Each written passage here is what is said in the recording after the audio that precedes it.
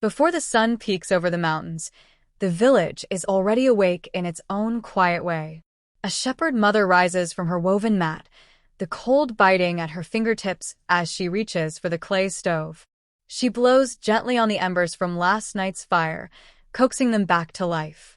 The flames flicker, casting warm shadows on the mud walls. She moves with practiced ease, pouring fresh milk into a blackened pot.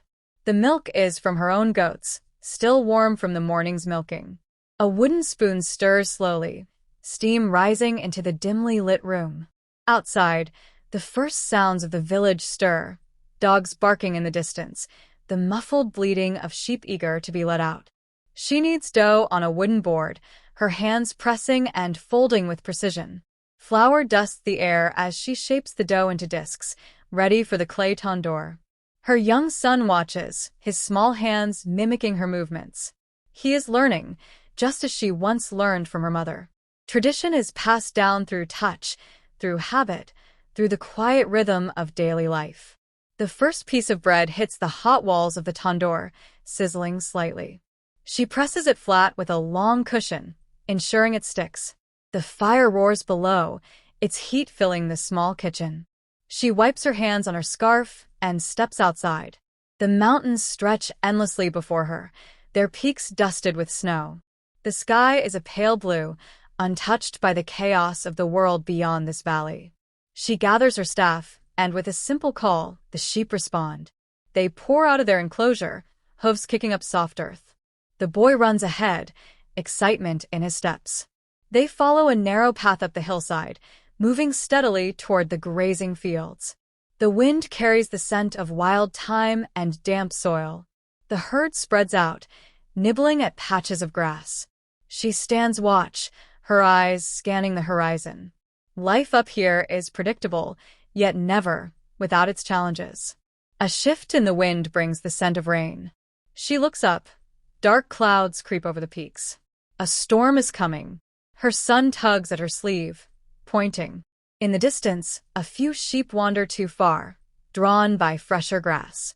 She sighs, adjusting her shawl tighter around her shoulders before heading toward them. The boy follows, his small steps determined.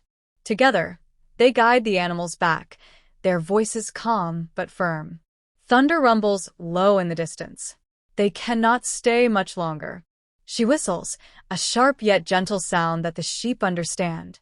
Slowly, the herd turns, following her lead down the mountainside. The descent is careful, the ground slick with the first drops of rain. By the time they reach the village, the wind howls between the houses. She ushers the sheep into their enclosure, fastening the wooden gate securely. Her son shakes the rain from his hair, grinning. They made it back in time. Without a word, she takes his small hand in hers and leads him inside. The fire is still burning, warm and steady.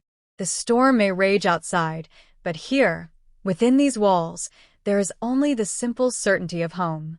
The first light of dawn creeps through the wooden slats, casting long shadows on the earthen floor. The air is crisp, carrying the scent of damp soil and burnt wood from the night's fire. She stretches her hands over the fading embers, coaxing the warmth back to life. Outside, the world is still. Only the faint rustling of trees and the distant call of a lone bird disturb the silence. She moves with quiet precision, gathering the few ingredients she has left. A handful of wheat flour, a small bowl of milk, a pinch of salt. There is no waste in this house, no excess. Only what is needed, only what the land provides.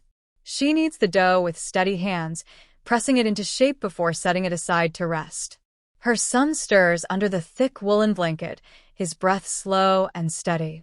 Let him sleep a little longer. The kettle whistles softly, steam curling into the air. She pours the strong black tea into small cups, adding a splash of fresh milk. It is simple, unadorned, yet it carries the warmth of home. She takes a slow sip, gazing at the mountains through the narrow window. The storm has passed, leaving behind a world washed clean.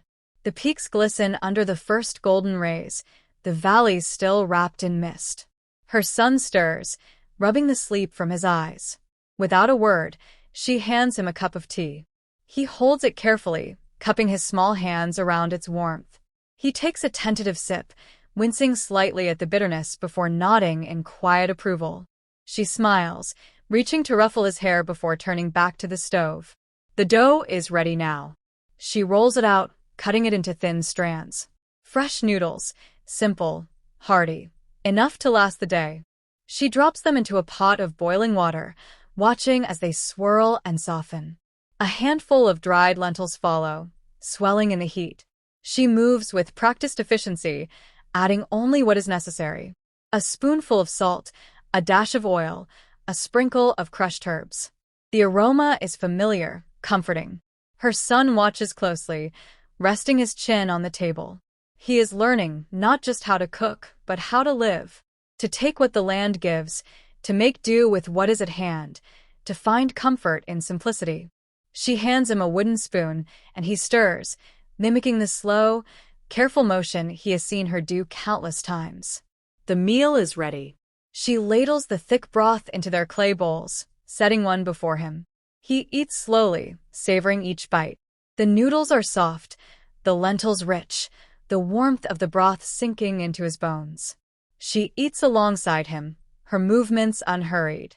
There is no rush, no urgency, only the steady rhythm of life, as it has always been.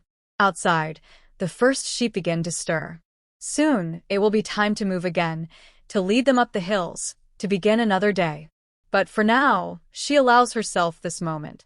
The quiet hum of the morning, the warmth of the fire, the simple comfort of food shared between mother and son.